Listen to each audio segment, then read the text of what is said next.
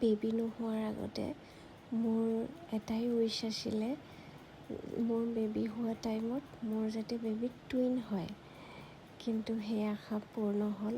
এতিয়া আগতেও ভাল পাওঁ টুইন বেবী দেখিলে, ভাল লাগে, লওঁ লাগে। সেইদিনা লাচিত মৈদামলৈ বুলি কৈছিলোঁ, তাতে সেই টুইন বেবী দুটাক দেখিলোঁ। তাৰে এটাক আৰু সুধি লৈ মেলি ল'লোঁ।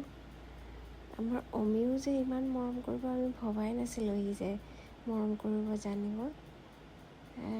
ইমান ধুনীয়াকৈ মৰম কৰিছিলে নহয়। সেই তেওঁলোকক চিনি নাপাওঁ, কিন্তু কথা পাতি লগ পাই ভাল লাগিল।